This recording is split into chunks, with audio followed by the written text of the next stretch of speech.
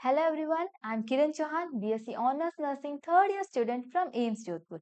आज हम केमिस्ट्री के important previous year questions discuss करेंगे जो कि एम्स के बीएससी नर्सिंग के एग्जाम में पूछे गए हैं। So let's start.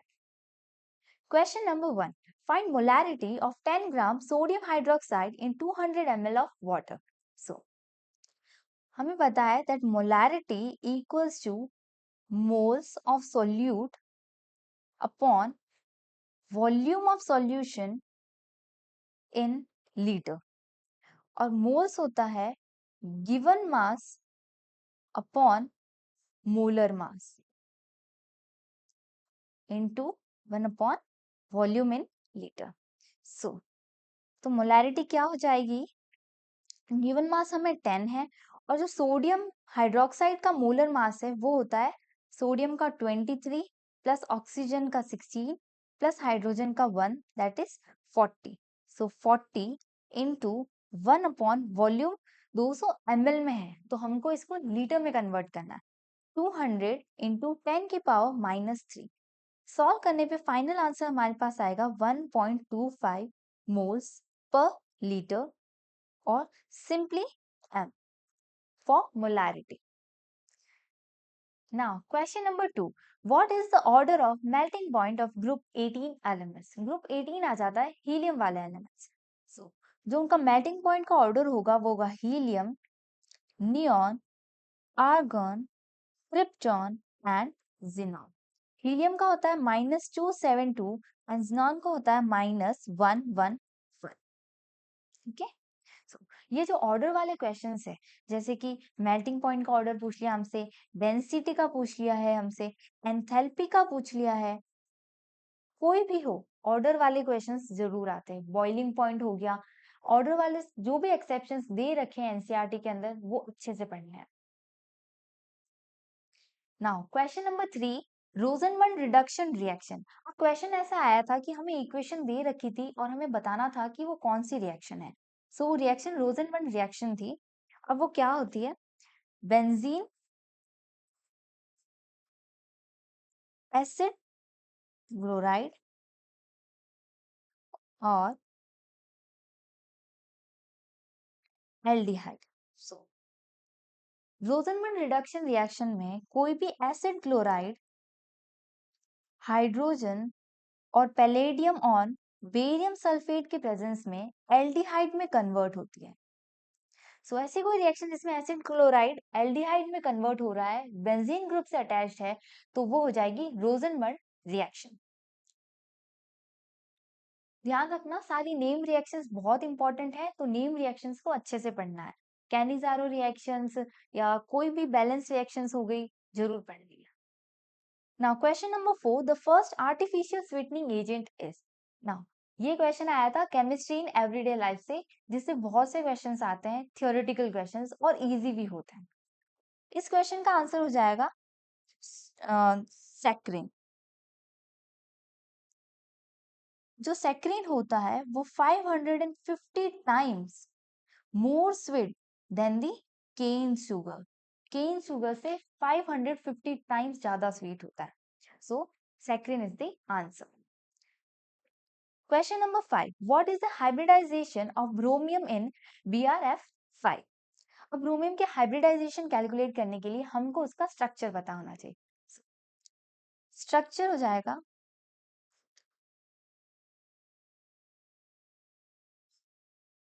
एनसीईआरटी में सारे स्ट्रक्चर्स अच्छे से दे रखे हैं और इम्पोर्टेंट भी होते हैं। हाइब्रिडाइजेशन, अब इसके अंदर हमको दिख रहा है कि हमारे पास 5 बॉन्ड पेयर है और एक लोन पेयर है, तो हाइब्रिडाइजेशन हो जाएगा sp3d2। Now moving to the next question, question number 6, number of lone pair on central atom in row BrF5 NsF4।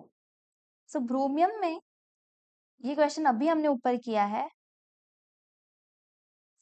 Same diagram बनेगा और एक लोन पेयर आ जाएगा ब्रोमियम पे। वैसे सल्फेट का भी बन जाएगा एस, लेकिन इसमें थोड़ा सा ट्विस्ट है, ये टी शेप के जैसा होता है, एफ and this. दोनों के अंदर हम देख सकते हैं कि जो लोन पेयर है वो एक है, one lone pair, one lone pair.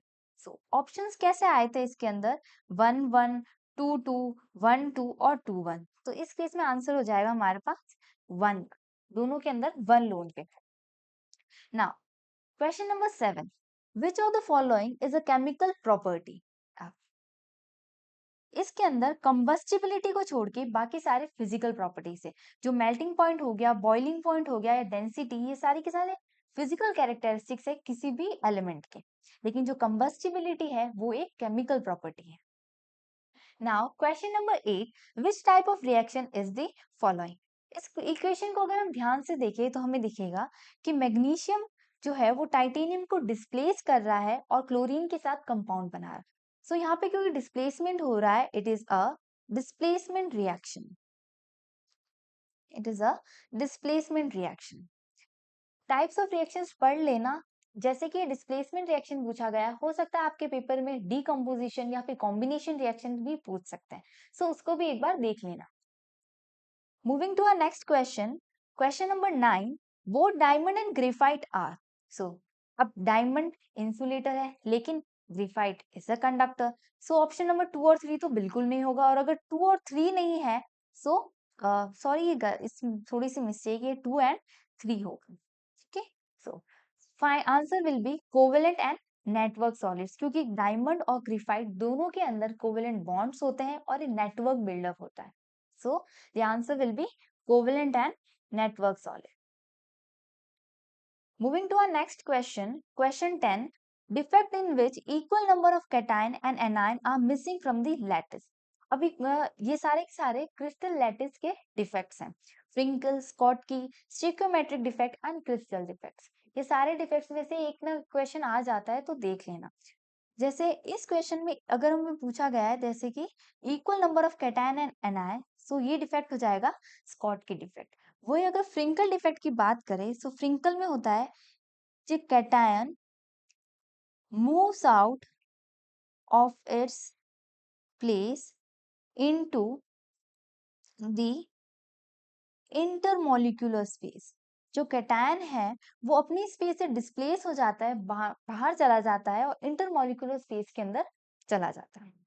वही अगर हम स्टिक्योमेट्रिक डिफेक्ट की बात करें तो उसके अंदर जो कैटायन और एनायन है उनका फाइनल रेशियो सेम रहता है, मिसिंग रहते हैं, लेकिन जो कंडक्टिविटी है, जो इलेक्ट्रिसिटी बैलेंस है वो बैलेंस्ड रहते हैं। Now moving to our next question 11, chemical formula of iron 3 hexacyanoferrate second. So इसको अच्छे से सॉल्व करते हैं क्योंकि इस टाइप के क्वेश्चंस आते हैं और बिट ट्रिकी रह जाते हैं तो बच्चे बहुत कंफ्यूज हो जाते हैं। सो आयरन 3 को हम लिख, this is Fe+3, hexacyanoferrate that is CN6 and ferrate 3 Fe और फेरेट 2 Fe+2। अगर हम इसको कॉम्प्लेक्स आयन बनाए, so it will be FeCN6 -4, ये हमारा कॉम्प्लेक्स आयन बन जाएगा। और वही अगर हम काउंटर आयन देखें यहाँ में, तो काउंटर आयन होगा हमारे पास Fe+3। ओके, इसको सॉल्व करेंगे, बैलेंस करने के बाद आफ्टर बैलेंसिंग फाइनल आंसर हमें मिलेगा Fe3 सॉरी Fe4, ये 4 आ जाएगा, Fe4 FeCN6 3। This is the final answer, option number B हमारा करेक्ट हो जाएगा। Now question number 12, IUPAC name of the following compound. IUPAC name के क्वेश्चंस आते हैं तो जब भी हमें IUPAC नेम का आंसर करना हो, तब सबसे पहले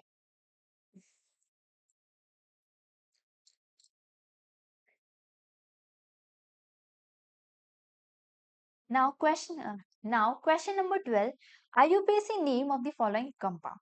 जब भी इस टाइप के क्वेश्चन आए, ध्यान रखें हमें स्टेप बाय स्टेप सॉल्व करना है, नहीं तो गलत होने के बहुत चांसेस रहते हैं। सो स्टेप 1 होता है सेलेक्ट द लॉन्गेस्ट चेन।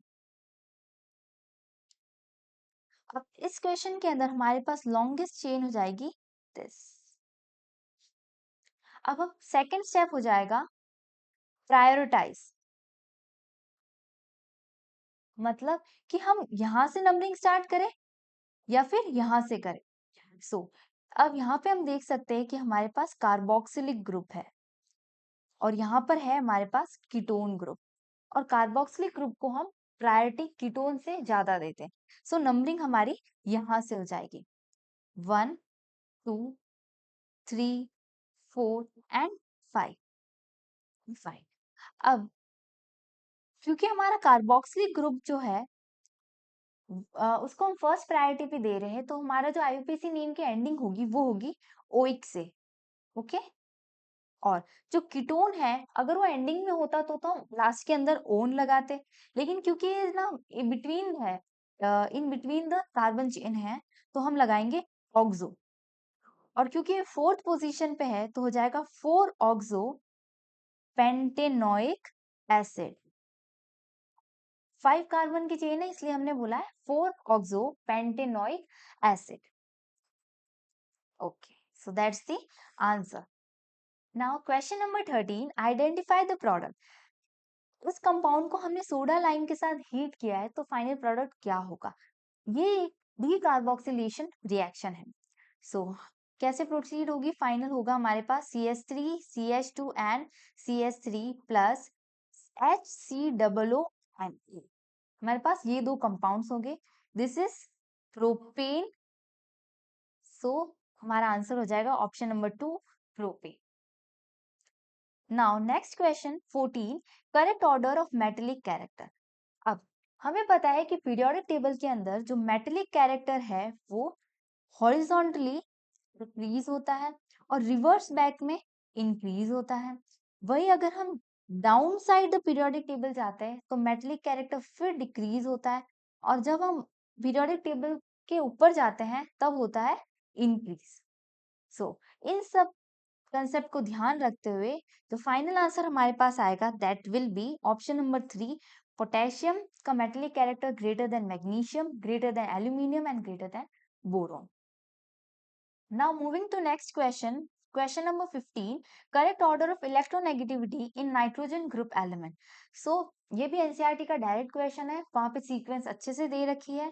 इसका जो आंसर हो जाएगा that will be option number 1, nitrogen की इलेक्ट्रोनेगेटिविटी फॉस्फोरस से ज्यादा होती है than the rest elements. Now question number 16, which is the most stable carbocation. अब कार्बोकेटायंस के एक कंसेप्ट आपको ध्यान रखना चाहिए इस टाइप के क्वेश्चन को सॉल्व करने के लिए। जो स्टेबिलिटी होती है वो 3 degree carbocation is more stable than 2 degree carbocation than 1 degree carbocation. First हम देख सकते हैं this is 1 degree, second also 2 degree, 3 में 3 डिग्री है और लास्ट वाला अगेन 1 डिग्री। हमारा करेक्ट आंसर हो जाएगा option number 3, 3 degree carbocation.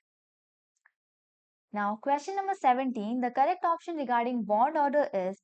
Bond order calculate करने के लिए हमें मॉलिक्यूलर ऑर्बिटल थ्योरी MOT का याद होना जरूरी है, क्योंकि बॉन्ड ऑर्डर होता है half number of binding electrons minus number of non binding electrons. अब अगर हम कार्बन ऑक्साइड की बात करूं, हाफ 10 माइनस 4, 10 तो बाइंडिंग इलेक्ट्रॉन्स होते हैं एंड 4 नॉन बाइंडिंग इलेक्ट्रॉन्स होते हैं। फाइनल आंसर हमारे पास आ जाएगा 3। ऐसे ही बाकी की कैलकुलेट करेंगे तो हमें करेक्ट ऑप्शन मिलेगा option number 1। Now question number 18, name the following reaction. इस रिएक्शन को अगर हम ध्यान से देखें तो इसके अंदर बेंजीन पे एक एल्डिहाइड ग्रुप है, और वो एल्डिहाइड ग्रुप सोडियम हाइड्रोक्साइड और हाइड्रोनियम आयन के प्रेजेंस में एल्को कार्बोक्सिलिक ग्रुप और अल्कोहल ग्रुप में कन्वर्ट हो रहा है। ऐसी कोई रिएक्शन जिनमें benzene aldehyde carbox benzene carboxylic and benzene alcohol में कन्वर्ट हो रहा है, such a reaction is known as Cannizzaro reaction. हमारा करेक्ट आंसर हो जाएगा Cannizzaro reaction. Now question number 19, galvanic cell is also known as. Galvanic cell को हम fuel cell और वोल्टेक सेल भी बोलते हैं। ऑप्शन में जो भी ऑप्शन दिया हुआ होगा या फिर फ्यूल सेल या फिर वोल्टेक सेल, वो करेक्ट ऑप्शन होगा। Now Question number 20, which is the correct geometry? H2S linear, BF3 trigonal planar, CO2 V shape, CHBr3 trigonal planar. So हमारा करेक्ट ऑप्शन हो जाएगा BF3 trigonal planar, क्योंकि H2S की जो होती है वो होती है बेंड और V शेप, और CO2 की होती है लीनियर ज्योमेट्री, और CHBr3 की होती है tetrahedral. So correct option is option number 2. Now question number 21, configuration of O2 according to molecular orbital theory MOT. अब इसके अंदर में क्या करना था कि हमें कॉन्फ़िगरेशंस दे रखे थे, हमें करेक्ट कॉन्फ़िगरेशन को चूज करना था, उस ऑप्शन को करना था. So मैं आपको करेक्ट कॉन्फ़िगरेशन लिखकर दे देती हूँ. Sigma 1s2, sigma star 1s2, sigma 2s2, sigma star 2s2, sigma 2pz square, pi 2p 2x, pi 2p2y, pi star 2p1x, pi star 2p1y. इसी क्वेश्चन में अगर हमें बॉन्ड ऑर्डर कैलकुलेट करने का पूछ लेते, सो बॉन्ड ऑर्डर हो जाता हमारा half number of binding electrons minus number of anti binding और non binding electrons. So O2 के केस में वो हो जाता half 10 minus 6, so final answer आ जाता 2. और जो O2 मॉलिक्यूल होता है वो होता है पैरामैग्नेटिक. अब वो कैसे? अब यहाँ पे हम देख सकते हैं कि लास्ट में हमारे पास सिंगल इलेक्ट्रॉन है. सिंगल इलेक्ट्रॉन है इसलिए ये मॉलिक्यूल हुआ पैरामैग्नेटिक, और वही अगर 2 इलेक्ट्रॉन्स होते तो हम बोलते diamagnetic. Now moving to our next question, question number 22, energy can transfer but things cannot in adiabatic, isolated, closed system or none. So answer हो जाएगा हमारा क्लोज्ड सिस्टम, क्योंकि क्लोज सिस्टम के अंदर कोई भी थिंग्स ट्रांसफर नहीं हो सकती, लेकिन एनर्जी ट्रांसफर बिल्कुल हो सकती है. Now moving to our next question, question number 23, how many moles of CH4 will produce 110 gram of CO2? So इसके लिए हमें इक्वेशन लिखनी होगी CH4 plus O2 combines to form CO2 plus H2O. Now 1 mole of CH4 produces 12 into 12 plus 2 into 16, that is 44 gram CO2. Now 44 gram CO2 is produced by 1 mole CH4. So 110 gram how many moles में produce होगा? So 1/44 into 110, simple calculation है, calculate करके solve करेंगे. So 5/2 equals to 2.5 moles will be the final answer. Now moving to our next question, question number 24, name a non-reducing sugar. So simple theory based question था, इसका answer हो जाएगा sucrose. Sucrose is a non-reducing sugar. Now question number 25, according to Maxwell-Boltzmann distribution curve, the value of Vrms is equal to Vrms is equals to under root 3 RT by M. V most probable is equals to under root 2 RT by M, and V average is equals to under root 8 RT by pi M. Question में आपको most probable या फिर average भी पूछ सकते हैं. इस question में फिर हमारा आंसर हो जाएगा option number 3 under root 3 RT by M. याद रखना कि हो सकता है कि आपको इन तीनों का रेशियो भी पूछे, सो सिंपल आपको रेशियो भी कैलकुलेट कर सकते हैं इन तीनों फॉर्मूला से. So that's all for today's video. ऐसे ही important previous year questions के लिए सब्सक्राइब करें Kiran Aims, created by Aims family, आपको एम्स के परिवार का हिस्सा बनाएंगे. Thank you.